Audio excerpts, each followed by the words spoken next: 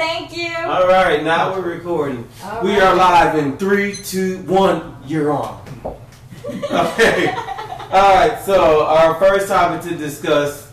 Unfortunately, Troy P can relate because he works with coaches every day. He's had plenty of coaches since he was good ones, bad ones. That's right. Knee high to cricket. He's had coaches, played football all his life. So this particular coach, was he a football coach actually? Or basketball coach? Several things. I'm not sure. I know Right. he's a soccer coach. He was very well married. Okay, right. So Do we have a name of a school or anything like that, Ron-C? It says that he was from Stratford. Stratford. Yeah, Stratford. And I used to always get Stratford confused with Stafford because I was from Stafford. I know. That's why I was asking. I was like, where is that? I was like, I know where Stratford is, Yeah. but I don't know where Stratford is. But the coach, the belated coach, his name was Chris Matthews. Discussing Chris Matthews. Okay, great. So here's the deal. This story touches home for me, not discussing Chris Matthews. Chris Matthews coached for the high school named Stratford High School. And I'm just gonna put coach who died. Yeah. Okay. So this touches home with me because from what I can read, from what I gather from the original story and the follow up, this is just a nice guy. This is a nice guy. You know, he's a coach. Coaches obviously are men and women. They're obviously individuals who care about connecting with other people. And he was a young man. He was 33 years old. Oh, that's my number right there. Yeah. So this individual who reaches out to help other people, to teach other people, to look out for them, help them have a better life, more enjoyable life. The coaches teach you life lessons. Yeah. They give you philosophies to live by, literally, to go through the world and to handle tough situations. You know, they're known. 9 out of 10 coaches are known to be good listeners, good instructors, right? So the rest of the story is he was being himself. He was being a gentleman At dinner with family, teachers, co-workers, parents, students, because this was all associated with him being the soccer coach in this particular season, and everybody going out to dinner after one of the games. So that's how that's the scene. So, you know, so we just set the scene for you. And you want to go ahead and tell them what happened next, Sweet Pea? You remember? You remember the lady? I didn't read the details of the story. I'm not a good. So, I'm not going to be a good storyteller in that one. Trying to see, you remember? I know the story, but I'm just trying to let y'all talk.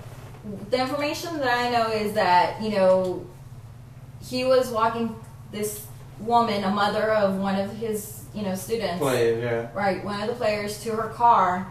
Okay. There was drama obviously going on in that home. That's why. So what happened was the husband was there. He asked what happened at the dinner table. The wife said, "Hey, my husband's threatening me via text message." So he said, "Okay." Whenever, who knows how much time between that statement and that conversation between them when they went outside? But he said, "Okay, I'll walk you to your car." Right. As they were doing that, right. The husband was there. Right. Punches were thrown. Coach now, fell. mind you, in real life, they wasn't walking by themselves.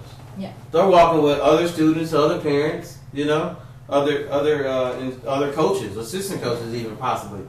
So they're walking out to the car, and the husband shows up. Right. The husband appears, and obviously drama happens, and he already thought that the coach and the mother were having an affair. He was already upset before he got there. Right. That's why the text messages came. Right, because he thought they were having an affair. Obviously, he saw them together, made the situation worse. So he approaches him, words or not. I don't even know if he spoke to the guy. Yeah, they didn't. It didn't sound like right. It didn't sound like It did not sound like it was a conversation. Correct. It did not sound like it was a debate. It didn't sound like any of that. It sounded like, oh, I got an issue with my wife being with you. I got an issue with my wife. We're gonna stop at that part. And then I got an issue with my wife being here. So he hit him. And this is why you keep your hands to yourself. You know what I mean?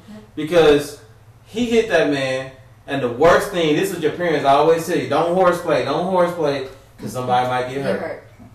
Somebody games until. That's right, until somebody gets hurt. And see, the thing is, there's no way that he knew he was gonna cause so much damage when he hit this man. Even if he knew he was a knockout boxer, he still didn't know that when that man fell, he was gonna hit his head in such a way to put his life on the line, to put him in the coma, to put him to completely shut down his mental capacity. You know. Serious brain injury. Yeah. And you're not gonna tell me that he just wanted to do that to that severity. He just really wanted to show his wife, I'm the man, I'm the man, I'm the man. I don't think he really wanted to take the coach's life. Because if he really wanted to, what would he have done?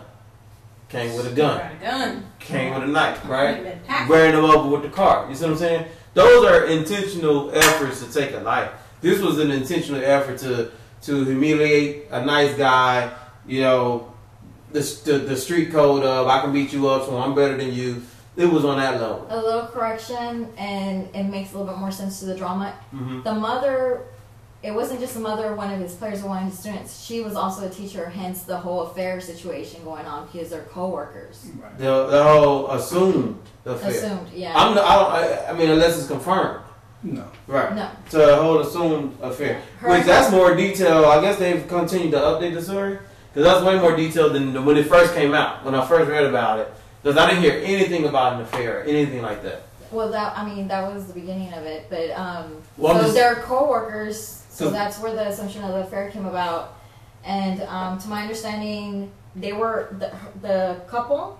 Mm-hmm. The wife and the husband, they always had a rocky relationship to the point where they actually did divorce. Mm. And so this is, I guess, their second marriage together. Wow. That's horrible. So the lady says, hey, I think my husband has an issue, has a problem. And he says, okay, I'll walk you to your car. The husband shows up, hits him. Coach falls down, hits his head.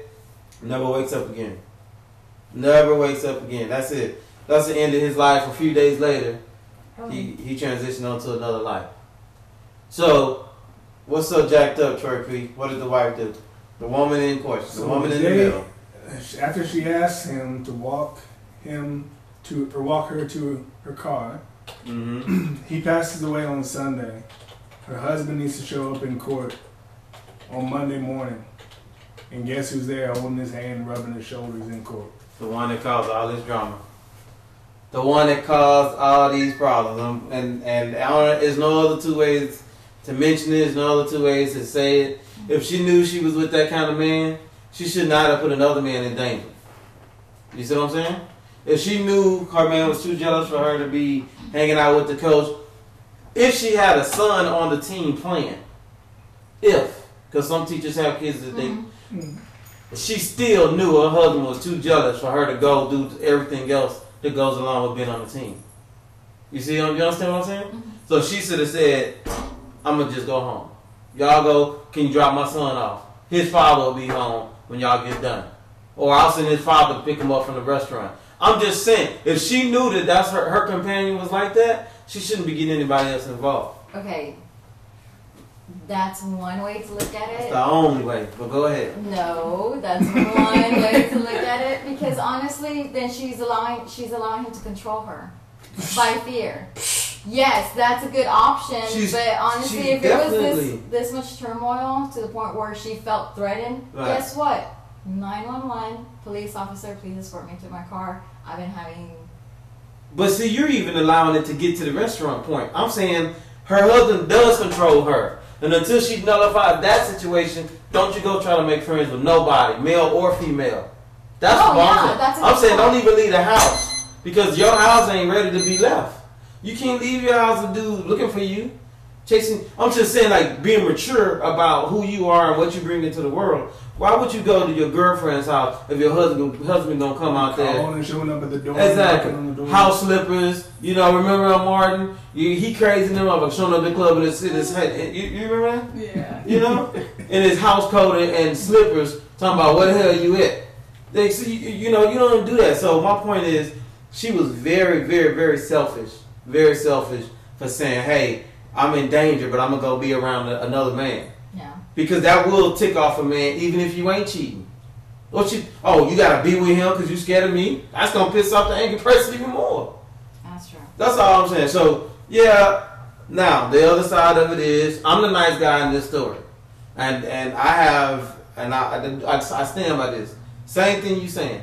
Just because I'm a nice guy, I'm a man about being a man, you still need to call the police.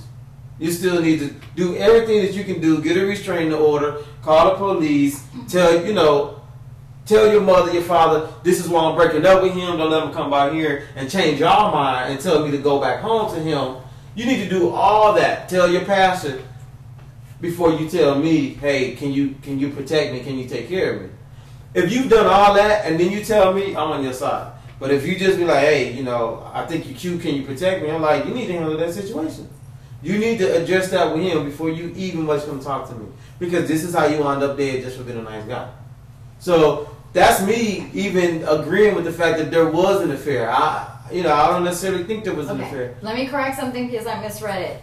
The mother was the mother of a student plainly. The one that was the coworker was the actual victim's wife. So it was the teacher and the coach that were a couple that were married. And then the wife of the player and the guy that killed him, that punched him, was just a mother of a child. Right, they're the Newmans. So he was actually, let's kind of switch. So he was out with his wife? His wife was at the dinner too? It doesn't say. It just said that the wife, Matthew's wife, was also a teacher at the high school. She was there. Was she? She was there when that. See? I didn't think it was any affair going on. Well, the charge is simply aggravated assault. It's not involuntary manslaughter. It's not. It should be escalated. A I good think it should be district more than attorney. that, 'cause there was death. Like once he Yeah. died, they would have escalated The charges changed. Yeah, the I mean, charges the should have story- changed. The story might change tomorrow, but I Yeah. mean, he already went to court. That was I don't know what that's about. So he went to court after he died, huh?